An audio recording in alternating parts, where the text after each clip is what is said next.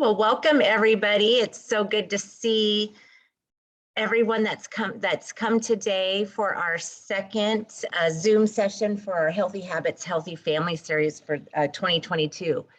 I am Lisa Vorse. I'm the dietitian with Nutrition Services. And of course, you've just been speaking with Heriberto Soto, who is the coordinator with Family and Community Engagement. And we paired up together to start providing some healthy nutrition education and just to share some of the great things that we're doing as a district to help support nutrition and healthy habits. So we'll go on to the next slide. We have nutrition services. I want to share a few little updates about what we have. We have a website, and we encourage you all to go and visit our website at twinriversusd.org, and I think it's nutrition. And you can also find us on the quick links on the main webpage of the district, and you can click on the quick links and go down to nutrition. You can find our website. We also have a menus page that has the menus, and we have some other great features as well, like Facebook, and we also have an app for menus as well. So we encourage you to go to our website and check all of that out. All right, next slide. I also wanted to share some of the neat things that have been happening since we last met in January, the end of January. One of the biggest things is that we did Breakfast Week, National School Breakfast Week. If you want to skip down to the next, there we go. First of all, in the month of March, we are celebrating National Nutrition Month. And we're getting that started off with a four-part series of handouts, of nutrition education handouts that we'll be sending home with your students. We're getting all of that ready now. And our first one is going to be just about the basics about the My Plate, which we really discussed last November when we last met in our first series. It's a two-sided handout that's going to have a lot of great information for you. And we're really excited about this because I think every 3 weeks, your student will be receiving another handout to bring home. And there are topics that are really relevant to what we've been talking about in this series here with our Zoom sessions, such as eating together as a family. There'll be another one about physical activity and another one about some basic gardening techniques. So we hope that you enjoy those, and it really is a chance for Nutrition Services to share with you all some of the basic nutrition education that we're also sharing in the classrooms and that we're supporting for you. Okay, can I get the next? We also did National School Breakfast Week, which was March 7th through the 11th. And we wanted to share, we did some fun, different breakfast items, such as the vanilla waffle that the kids really enjoyed. And then we also featured our parfait, which has become very famous over the last few years, where the kids are really enjoying this special treat to get a yogurt parfait with fresh strawberries and peaches on it. And then we gave out some good nutrition education for the kids too. So you can see that we really like to have those special celebrations and really highlight school breakfast. And to remind you that school breakfast is available the first half hour of every school day for your students. And we have a really good variety. So we encourage you to drop your kids off a little bit early, encourage them to get into the cafeteria to start their day with breakfast. We also had a really incredibly awesome farmers market fair at Highlands High School a couple of weeks ago, and the students got to fill their bags with fresh fruits and vegetables, all for free. It was funded by the school, and the kids rotated in through their English class. And in addition to that, they got to meet Chef T, who is our resident cook here with our Zoom sessions, and you'll be getting to see later today. And she did a "What's in Your Cupboard" session with them, and the kids got to make their own salsas. We did taste testing, and then Health Education Council also joined us as well, and they did Rethink Your Drink and another information booth about getting kids to recognize how we're advertised to by the media for all of those unhealthy foods, and giving them skills to recognize that and what they can do about it. And then next slide. I also just wanted to give a shout out to all of you. When we did our last session at the end of January, we had talked about the trends in nutrition that Miss Sonia shared with us. And we took a poll to ask you, what are you interested in learning more about? And the number one thing was the plant-based foods and plant-based meals. And it just hit home so much for me that I actually just took that right out to the schools.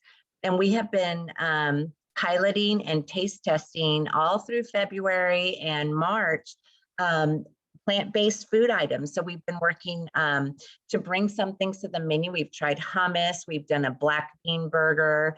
We've also played with some different meatballs and, well, they're not meatballs, but veggie balls and different things. And then we're also working on incorporating a lot more beans and alternating out the meats for beans and into our recipes to see what that looks like for our students. So thank you to you all. I mean, we don't live in a silos. When you say what you're interested in hearing about and learning about, it inspires all of us to go out there and take that to the kids and start seeing how we can bring that into school nutrition. So thank you very much.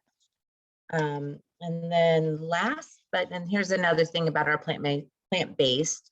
It's also including some nutrition education to really share that there are great sources of protein, which we can get from beans and nuts and seeds and things like that. And we don't have to have as much of the meat, which oftentimes when you eat meat, you're getting more saturated fats. And so we can have a good variety with that.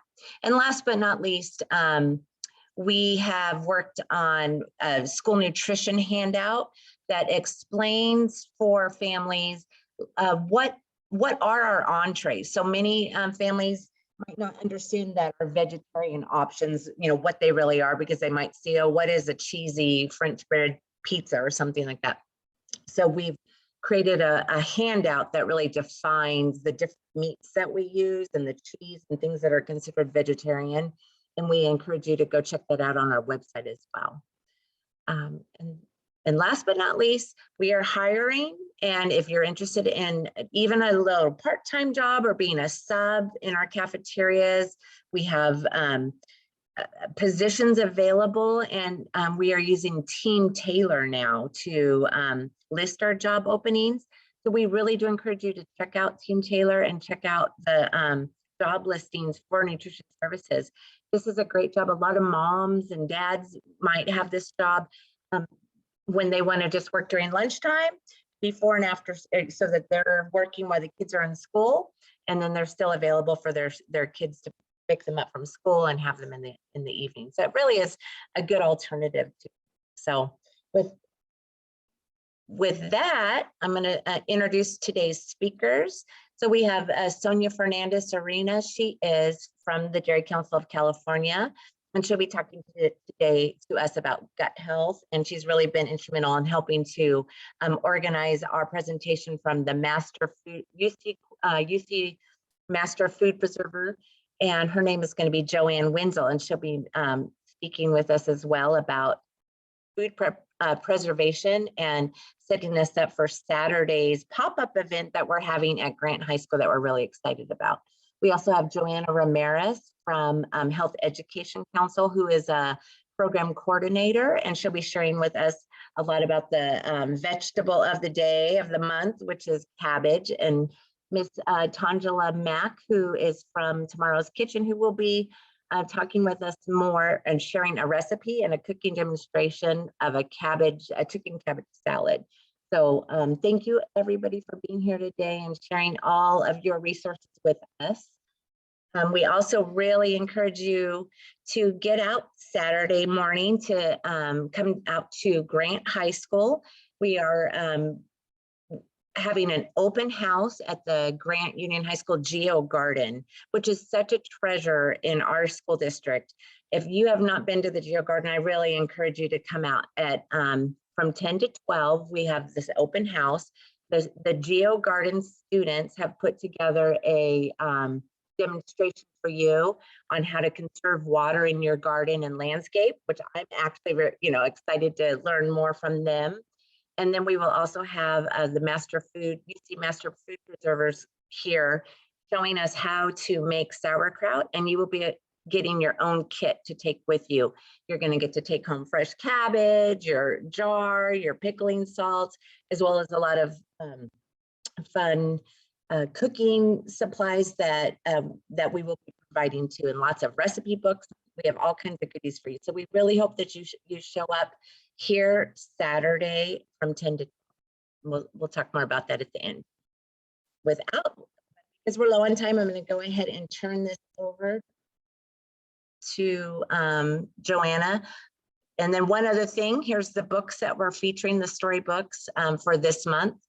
And these books really talk about the gut health, which is our topic for today. So, and we will be having these books as soon as they arrive, and probably most likely we'll have them at the next pop-up event, which will be in the end of April. So, okay, introduction to gut health. So now we're going to turn over to Sonia.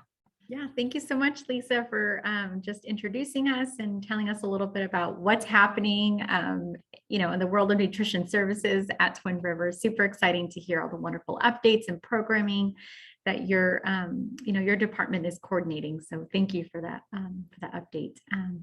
So yes, as Lisa introduced, I'll be talking about gut health and just sharing a few nutrition tips to help support a healthy gut. So for those of you that don't know who Dairy Council of California is, we are kind of a quasi-state nutrition education organization. So we work directly with schools and with community leaders and agencies such as Health Education Council to provide training, support, and nutrition resources to teach on the importance of good nutrition and how to eat healthfully. And our cause there, which I won't read, but we initiated the Let's Eat Healthy initiative, and that's just allow us to activate our cause and to work with diverse partners, including yourselves as parents, because you're definitely a key partner in this journey of wellness. So to kind of start the conversation around why is gut health important? Gut health, it's vital to our overall health. Many of us don't really pay attention to our guts until there is discomfort or digestive issues like gas, bloating, or constipation. The gastrointestinal tract is important because it helps transport food from our mouth to our stomach, and it also helps to convert food into absorbable nutrients and energy for the body.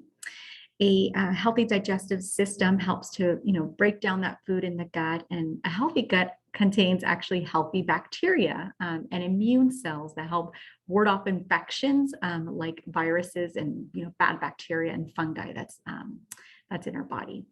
A healthy gut also communicates with the brain through the nerves and hormones, which helps maintain our health and well-being. There are about 40 trillion bacteria in the body, most are which found in the gut, and collectively they are known as our gut microbiome, and they're incredibly, important again for our health. But many factors, including the foods that you eat, can impact the type of bacteria that's found in your digestive tract. So to kind of help break down a little bit the understanding of microbiome in a way that's a little bit more relatable, Harvard School of Public Health has done a really good job of kind of describing this.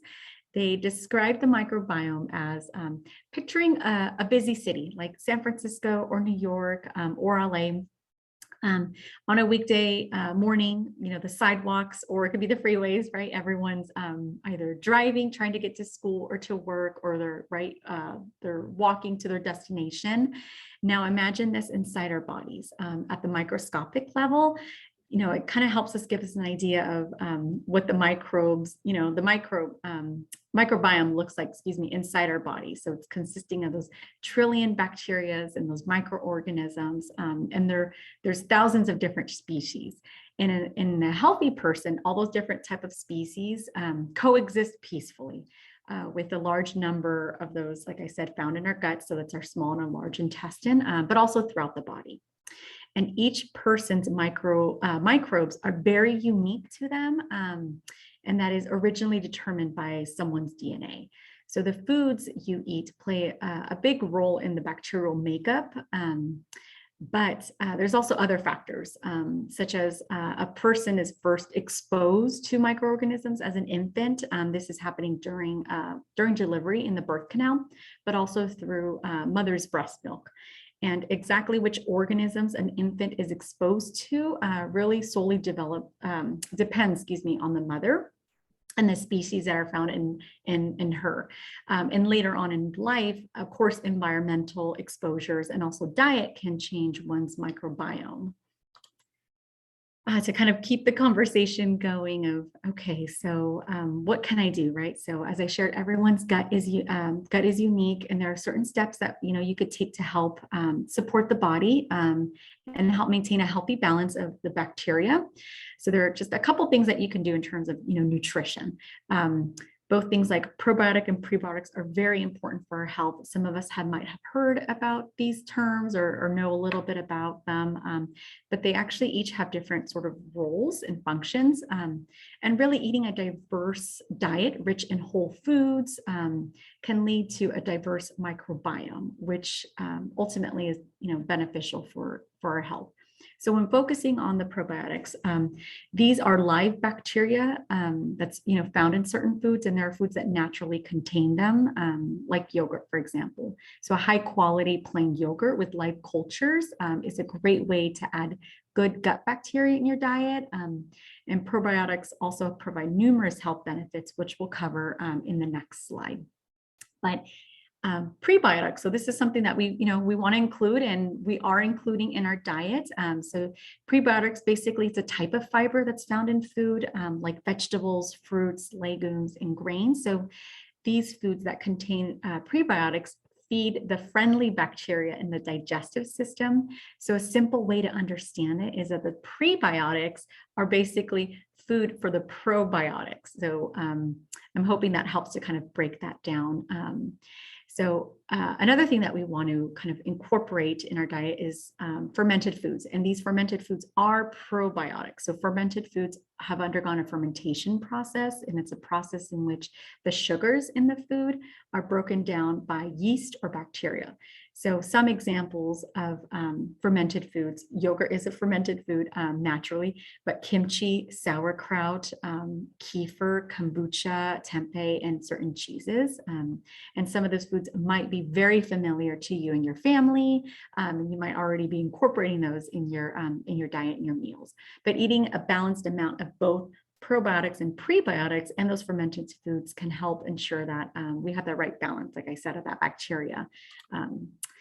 So to kind of talk a little bit more about the probiotics. So not all probiotics are the same. Every person has as I said, very unique microbiome, but we also respond to probiotics a little bit differently. So it's important to consume a combination of strains that have been shown to have, be very effective to, sort of give back that greatest potential benefit.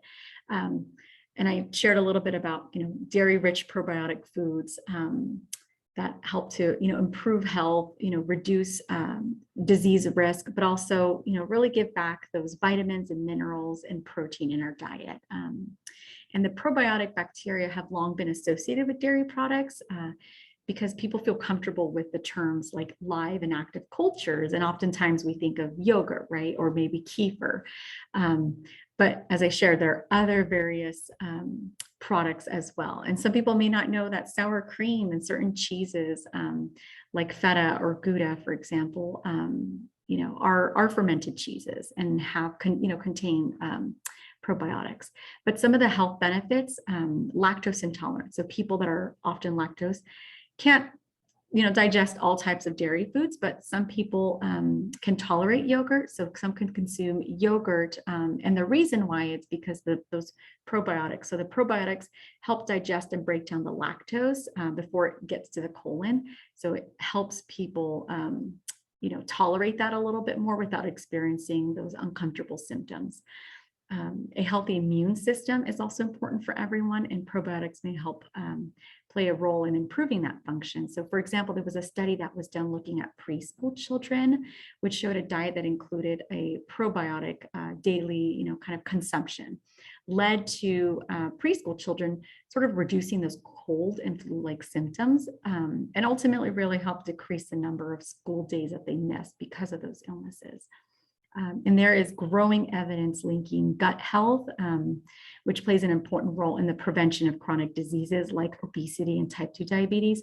So ultimately, they found that gut changes, so those changes in our microbiome were, there was some correlation with obesity and type 2 diabetes, so those chronic diseases. So prebiotics, I shared early in the presentation that the types of fibers, so basically those fibers that us as humans, we can't digest without the assistance of that bacteria in our gut. And so they're, to break it down a little bit, this is a nice little graphic of just all the various different types of prebiotic-rich foods. So thinking about grains like oats, barley, wheat and rice as well. And a good way to remember is that the role of prebiotics, they're good bacteria promoters.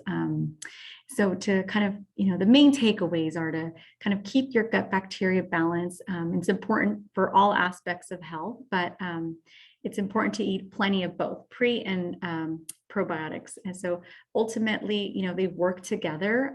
So trying to incorporate ways to include both pre and post or pre and probiotics in your meal at once could be a great way and a great approach. So it could be maybe having a yogurt with some topped berries or, banana and maybe some granola, or you could do a stir fry with tempeh and rice. So that's just a little bit about prebiotics and probiotics, but ultimately, if you're following, my plate as a guide to help you, plan your meals, cook your meals, serve those meals and eat those meals, you're going to eat all those different foods that are, pro and prebiotics. So you'll know, as long as you're eating them, your body will do the rest. So that's kind of a simple way to kind of, take those next steps. So would love to encourage anyone here who wants to unmute themselves, they can, or you can type in the chat, share just a takeaway, something that you learned from today's presentation. We try to keep it basic, nothing too complex and heavy on the science. But you could share maybe if you're interested in trying something new, you're like, hey, I've never tried sauerkraut before. Maybe this is something I want to try. As Lisa had shared, we have Joan from the UC Master Food Preservers, and she's going to talk a little bit about that on Saturday and show us a great demonstration. So hopefully you and your family will have the opportunity to make some homemade sauerkraut and try that and incorporate that in your diet. But I would love for people to chat if they would like. If not, that's okay. We can always come back to this. I know we're a little bit short on time. We did have somebody ask if anybody had any what do you call those? In Spanish, they're called bulgaros, but they're like, to make kefir. Oh, like kits, like life cultural kits. Yeah. So we had somebody asking for bulgaros de leche or milk like kefir. So if anybody knows, Clotilde is looking for some. Yeah, maybe if she wants to share her contact information, or if you could take that, Heriberto, I can circle back with her. I don't have a response right now on the spot, but I would love to, answer her question offline if that works. Yeah. Okay, sounds good. No, great question. Yeah. Okay, and I know next we have Joanna Ramirez from Health Education Council. She's going to do a lesson from Fresh from the Garden, and she's going to talk about cabbage. And I'm going to transition screens here for a second. Sorry. Give me a quick minute.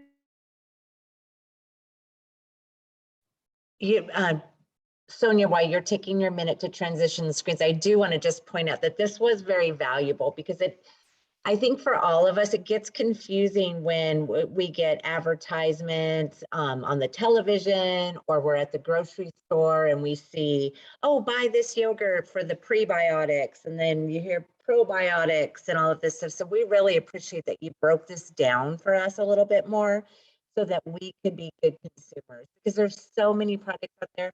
There's different vitamin supplements that you're right. Yeah. that they want us to purchase, and should I give these to the children and what? Yeah, there are supplements. You're right, Lisa. So the best way is just nature, which is, good old nutrition. It's the food that we eat. That you could really get everything, all your vitamins, your nutrients, everything from that food source if you can, as preferred versus a supplement. But yeah, if you're, like I said, following my plate, trying to incorporate diverse different foods, switching it up a little bit, trying new things, you don't have to worry about, it's not like you have to worry about like a micronutrient, right? Like a vitamin, or if you're going to be deficient, it's just kind of continuing to incorporate those foods as I shared. And there are a lot of common foods that we know kids like berries and rice and yogurt and cheese. So there are, definitely new foods, but it's always great to expose our family to those foods. But yeah, great point. Thank you, Lisa. And a little bit goes a long way. We're not saying to eat pickles every day or anything like that, but, Yeah. but incorporating a little bit of that into your menu that you're making for your kids and for your family can go a long way too. So thank you so much. That was just amazing. I enjoy the education. Okay, so thank you, Lisa and Sonia. So for today, we'll be doing a fresh from the garden lesson focused on cabbage. We could go to the next slide.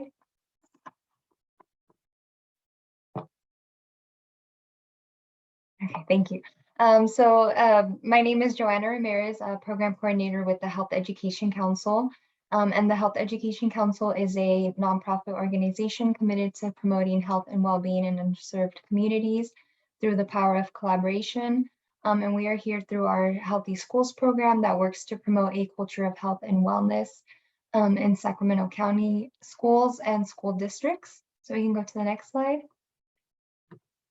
And this pretty much our agenda we already talked about. We're going to go through the fresh from the garden lesson, and then a food demo with Chef T, and ending with some Q&A and poll questions. So next slide. So for the lesson from fresh from the garden today will be on cabbage.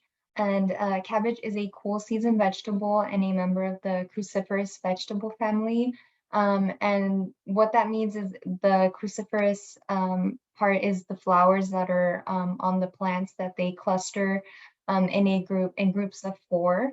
And also included in the cabbage family are broccoli, Brussels sprouts, cauliflower, and kohlrabi.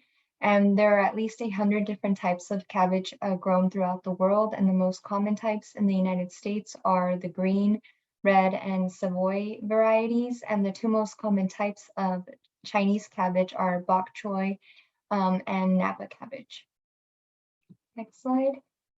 So some quick nutrition facts on cabbage. So cabbage is very low in calories, containing only about 20 calories in both a 1/2 cup cooked and 1 cup cooked of raw, 1 cup of raw shredded cabbage. And these vegetables contain plant chemicals called phytochemicals, which have been shown to reduce the risk of certain cancers. And cabbage is also rich in vitamin C, which is an antioxidant, vitamin K, and fiber. And fermented cabbages like sauerkraut or kimchi, they develop healthful probiotics. So you want to try and eat vegetables from the cabbage family at least 3 times a week. Like we mentioned, these are great for your gut health. And research also shows that cabbage juice is effective in treating stomach ulcers. So eating cabbage is a really great, vegetable to help with your gut health. Next slide. So quickly going through some different varieties of cabbage. So there is quite a few varieties, and here we have 7 different varieties. So number 1 is the flat cabbage, which can be green or white with a flattened kind of like drum shape. And they have very broad leaves, and it's usually tender crisp with a mild and pleasant flavor. So if you notice from the picture there, it's not as round, it's more like, kind of like pressed down. And then number 2 is the red cabbage, which is pretty common. I think, you probably see it in a lot of stores, and these are densely packed and heavy. The heads are pretty heavy, and they're really great in salads and like in coleslaw when it's eaten raw. And then number 3, we have the pointed cabbage, and it's sometimes called sugarloaf cabbage. And it's pale green, solid, lightly crunchy, and it's actually quite sweet when you eat it, very fresh. And like you can see from the picture, it's actually in a pointed shape. And then we have number 4, which is the Napa or Chinese cabbage. And these, there's 2 shapes, which is like a blocky barrel type shape, and then a longer cylindrical shape. So 4 and 5 are pretty much the same. The only difference would be the color, which would be the red Chinese cabbage, and that one you can see it's like a purple type. And it also has a little bit of green in the leaves, and it has a very bright and sweet flavor. So these are 2 different types of Chinese cabbage. And then for number 6, we have the Savoy, and it's distinguished by thin, deeply crinkled leaves. As you can see in the picture, it is round shaped, but the leaves are very like crinkly, and they have a lot of different ridges. And it has a gentle flavor, but it does have a tendency to develop a really like strong sulfurous aroma, depending on how you cook it. And then last we have Brussels sprouts, and these are, they're very tiny. It's like a miniature cabbage variety, and it grows on like stalks and a lot of different little bunches, kind of like grapes. And they are sweet when lightly cooked, and then they can turn kind of mushy, and they have a really strong smell if you overcook them. So you go to the next slide. So how to harvest, store, and eat cabbage. So to harvest it, it definitely requires space to grow, but it doesn't really require a lot of attention. But you want to grow it in a garden plot rather than like a container. And you want to harvest cabbage anytime after the solid heads are formed, and you do it by just cutting it from the stem with a sharp knife. You can kind of see it in the picture. And then next, for storing your cabbage, you want to remove the outer leaves, especially if they're damaged, but you want to make sure not to wash it before you store it. And then you want to loosely cover it in a plastic bag in the vegetable crisper. And then lastly, for eating, there's a lot of different ways to eat cabbage. You can eat it raw. You could also eat it, steamed or boiled, sauteed or stir-fried. And it could also be pickled or, fermented. And however you cook it, you want to make sure you cover it quickly, and actually tends to cook pretty quickly, so you don't want to overcook it. And then we will actually have, I think, Chef T at the very end will be doing her recipe. I think it will be a stir fry, so it'll show you a interesting way of incorporating cabbage into your recipes. And I think next we have the Master Food Preserver. Introduce myself. My name is Joanna Ramirez, and I am a Master Food Preserver. Master Food Preservers are volunteers. We are trained by the University of California, in our case, Davis, through their statewide project, which is the Cooperative Extension. And we are trained in the science-based, research-based methods for safe food preservation so that no one gets sick by preserving their food. And on Saturday, we're going to be demonstrating basically how to make sauerkraut. It's really pretty simple, and anyone can do it. But because we really get into the food preservation and food safety piece, I'm not going to be talking about nutrition today, because that's not really my area of expertise at all. But as a master food preserver, one of the things that we really focus on is food safety. So I'm going to go ahead and have you, basically that first slide was our mission statement. So we use culturally appropriate research-based practices to safely preserve food in the home, reduce food waste, increase food security, and providing engaging ways for Californians to explore healthy food. If you're interested in more information, we will have it available on Saturday. And we do have monthly demonstrations showing different food preservation techniques. So on to food safety. There are 4 basic steps to keeping yourself healthy at home when it comes down to food safety. Number one, clean up.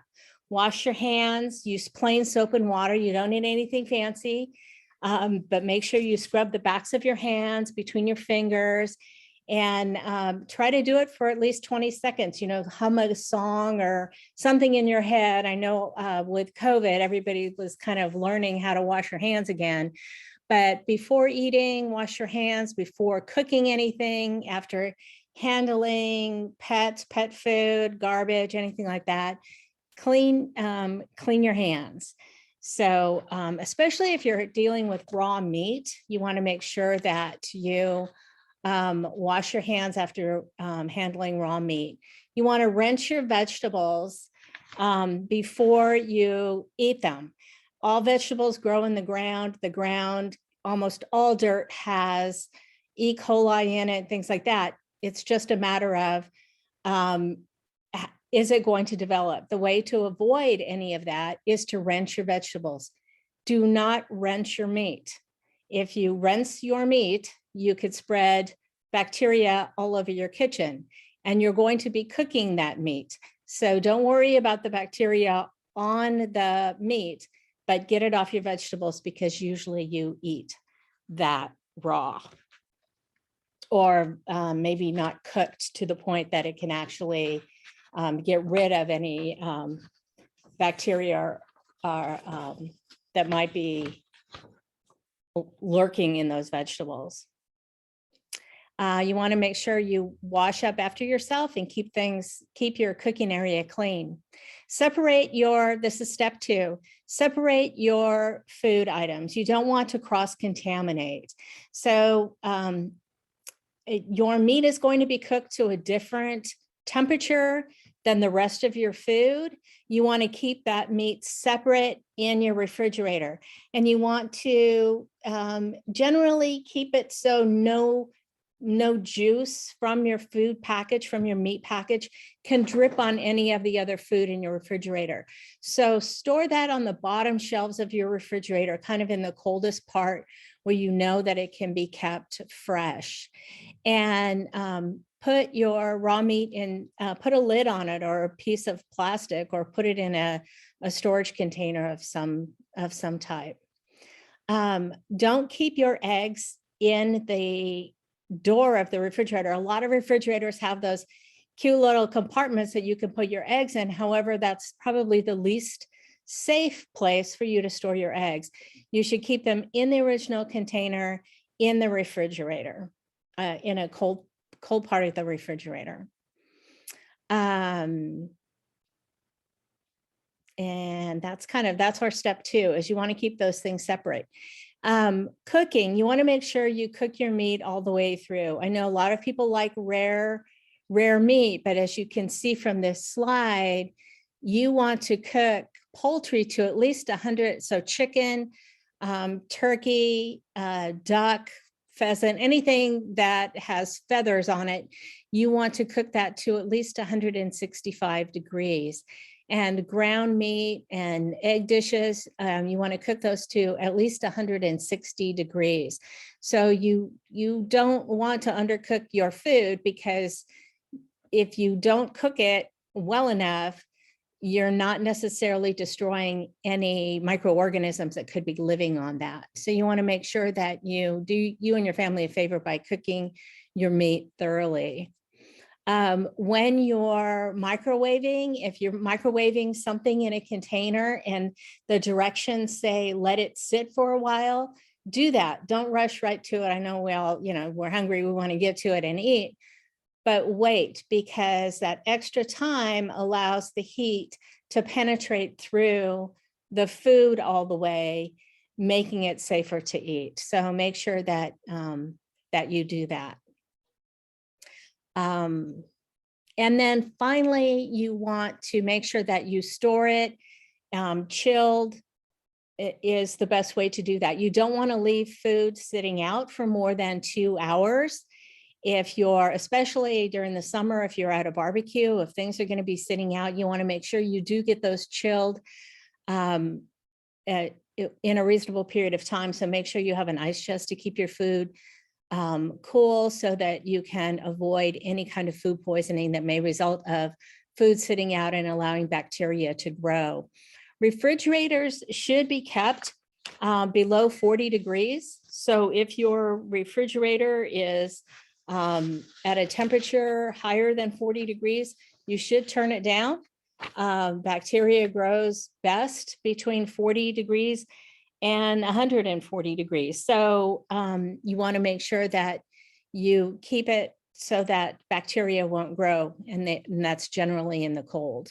So remember to chill your groceries, your leftovers, any food that you bring home from eating out or from family. You want to get that into a cold temperature. You want to chill it down. And if you cook something, a big pot of soup or something, you want to maybe break that down into smaller containers so that you can get that chilled faster. So you want to make sure that you don't give those microorganisms an opportunity to reproduce in that hot space. So in your freezer, you want to make sure you leave enough room in your freezer and your refrigerator for air to circulate. You don't want to overpack it. So that's kind of a brief overview. We'll have these handouts on Saturday for folks. So, and in English and in Spanish. So hopefully we'll see you there and you can taste some sauerkraut and you'll learn how to make some sauerkraut. And make sure you stop by and say hello and introduce yourself.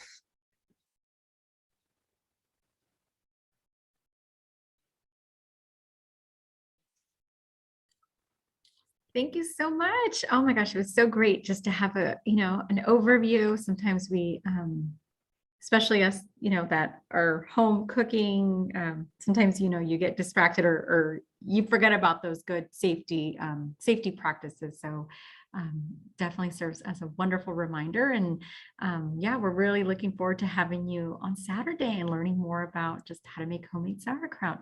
I believe at this point we may have Chef T come on. I'm not sure if, Chef T, if you could introduce yourself. Yeah, I'll let you take the floor.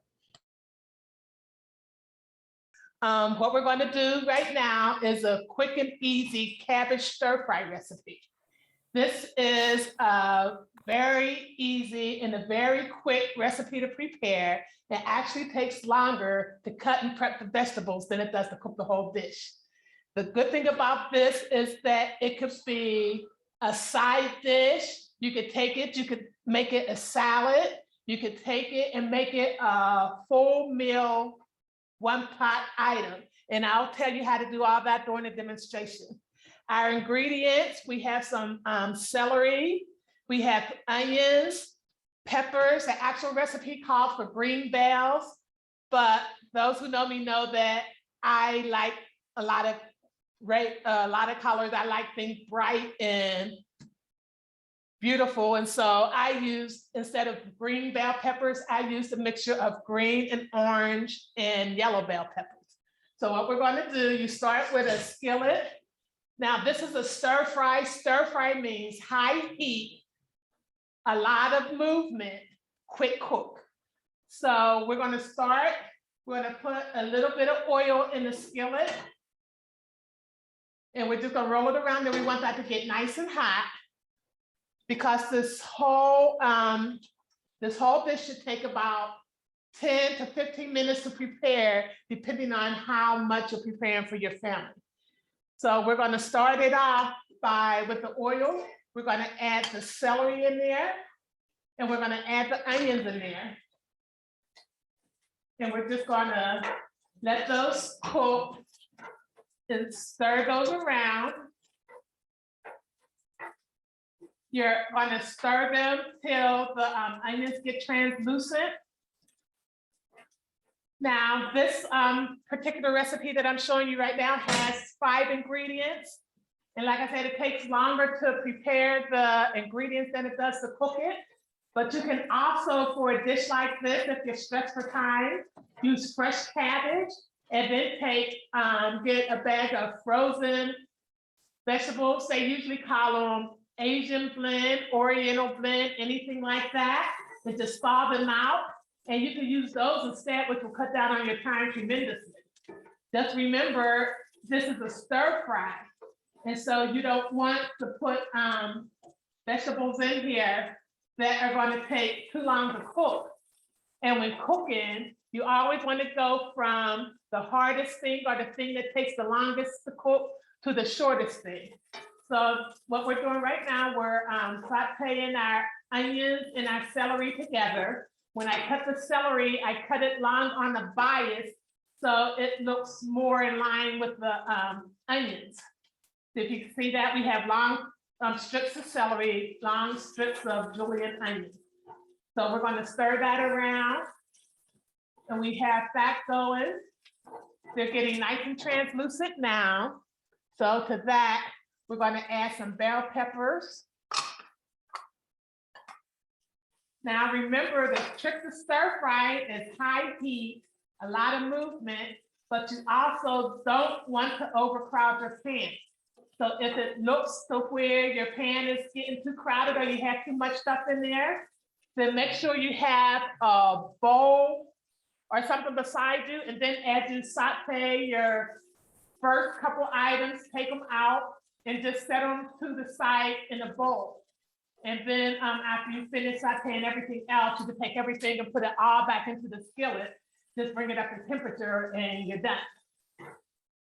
Okay, so while we're doing this and while this is cooking, I mentioned that I will also tell you how to turn this into a full meal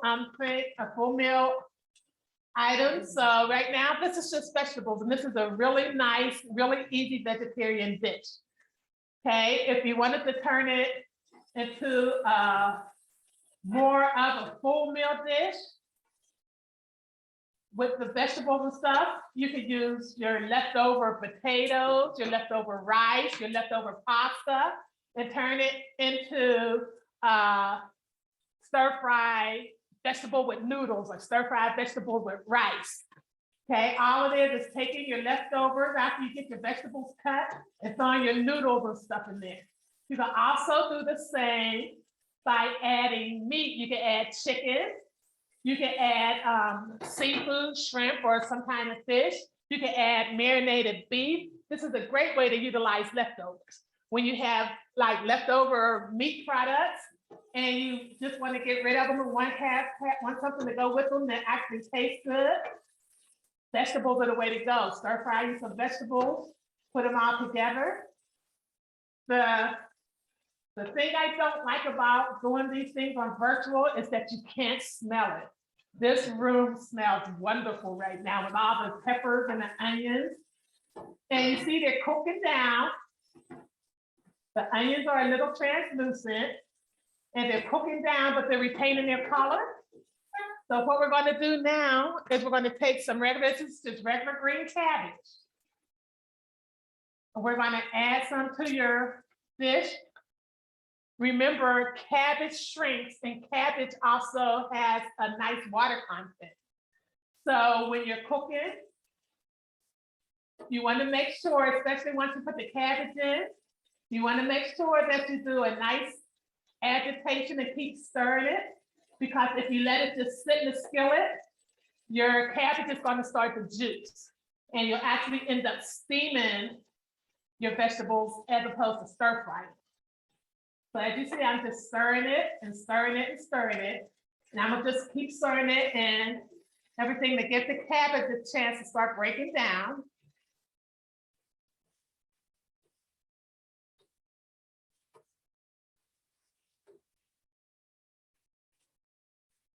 While this is doing this, I'm also going to add a little bit of black pepper,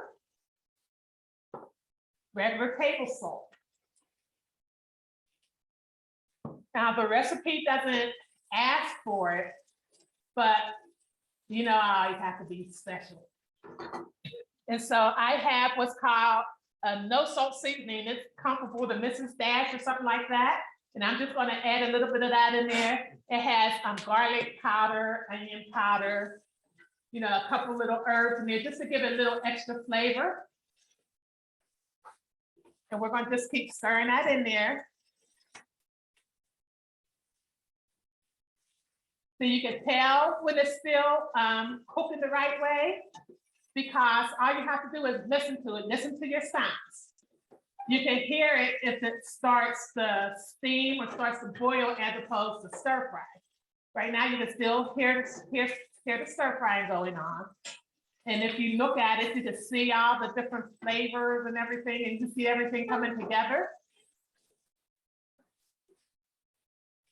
It usually takes about 10, maybe 15 minutes to get it sauteed the right way.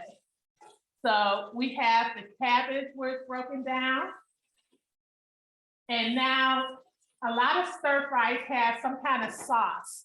What we're going to do is let this make its own sauce. You can also go to your grocery store and get a bottle of stir fry sauce. You can add soy sauce. You can add teriyaki sauce.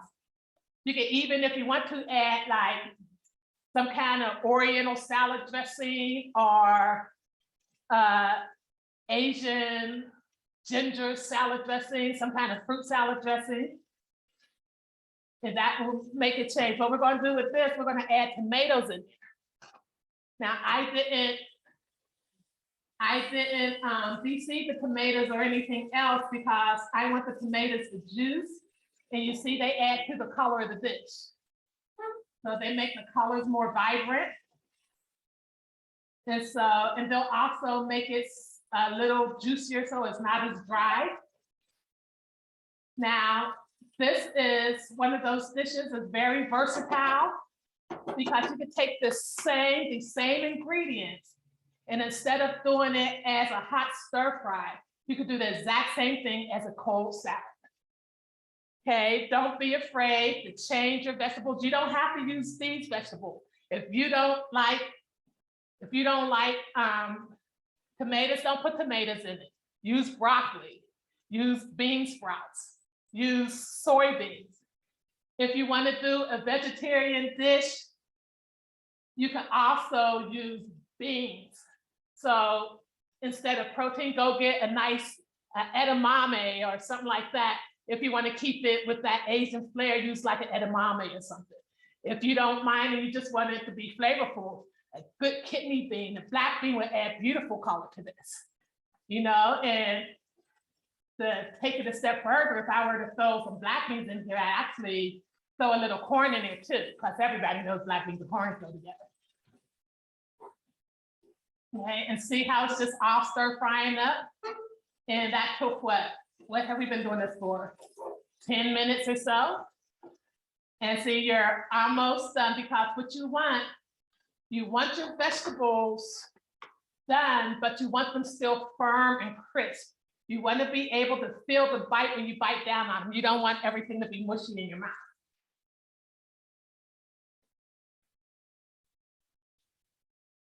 Okay, so we've got this stirred down.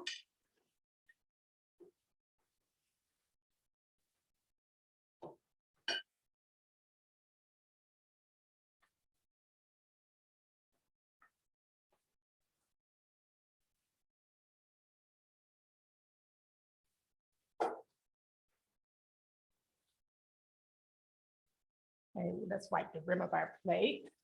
Now look how healthy and how fresh that looks.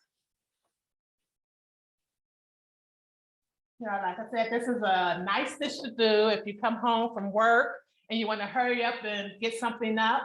Like I said, it's an excellent way to utilize leftovers, a nice way to use up some vegetables, get your kids to eat different vegetables. And remember, you don't have to use these. You can even replace the cabbage with like Brussels sprouts or something like that. And so this is your nice cabbage stir fry. So I'm going to send it back over to Lisa or Johanna in case they have questions and answers. Can you see us both? All right, well, thank you, Chef T. We actually get to be together today.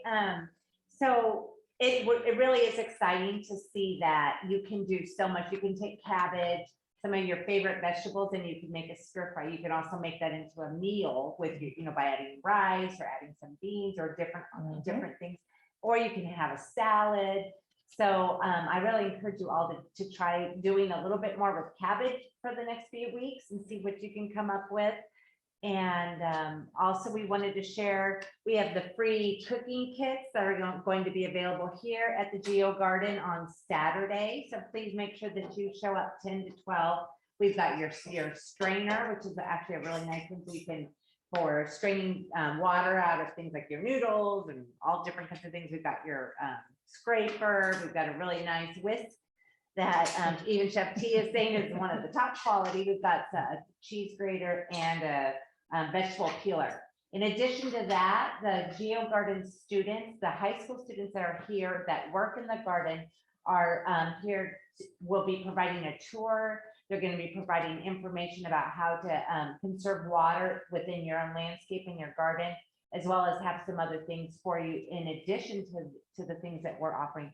And you're going to get to learn how to make sauerkraut, how to pickle, and start learning a little bit more about fermenting your own foods and how that works, along with food safety. And the best part for me is that we're going to actually get to meet face to face. Come out and meet us. Let us meet you. Let us get to know you so that we can share the things that we love about Twin Rivers. So thank you so much for being here today.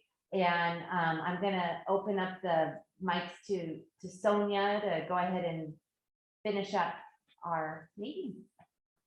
Okay, thank you so much. Thank you, Chef T. Oh my gosh, that just, I wish we just need like smell-o-vision of some more of some sort. I could just, my mouth is watering. It just, that recipe looks delicious and I am ready to give that a try. So we do have just a few questions for everyone here. I'm hoping Heriberto's on the line, but we would love to poll everyone. So this will be a Zoom poll. So Yes, I'm here. So many of our families, we're finishing today, or as we're already heading 4 o'clock, I'm going to launch a poll asking 2 questions that are here today. And with that, what this causes is this is one way of us seeing how you respond to the questions and to be able to respond, to provide feedback regarding the poll questions. And then we use this sometimes as our raffle. So this is one way of taking who's here in attendance, and this will be able to respond to the questions you have for today. Um, we will post it right there, and then there's the English and the Spanish translation, um, and we'll just give you time for that. One of the other things that I wanted to mention, if you've right here is like the questions are: cabbage is a member of what family? You could choose A, B, or C. And number 2 says which variety of cabbage are most excited to shop for and try at home. This is one way of us measuring, as I mentioned, like for attendance and also raffle prizes too. Those are nice ones that we haven't sold anything yet, but just be on the lookout. And with that, can you go to the next slide too, Sonia? So with that, we're gonna also end and on just this reminder from here is that hope to see all of you for our first outdoor event, which will be this Saturday at Geo Garden Academy, which is off of South Avenue in North Sacramento. As we mentioned before, for many of our families, this was an opportunity to pick up a tote bag with some kitchen supplies. We should bring some of the books that we have here to provide for many of our students, and some just to explore the Geo Academy garden as well. We sent that flyer out to you via the chat. You received it as a text, and we hope to see you tomorrow on Saturday from 10 a.m. to 12 p.m. just to learn more. And it will be one of our first events in person. So with that, this was one way as far as thank you very much for all these opportunities. We hope that you enjoyed it, and we will just see you on Saturday for one of our first events. So please make sure to respond to the question to take attendance for the raffle prize. And we appreciate your time. And with this, we'll stop, and we appreciate you being here today.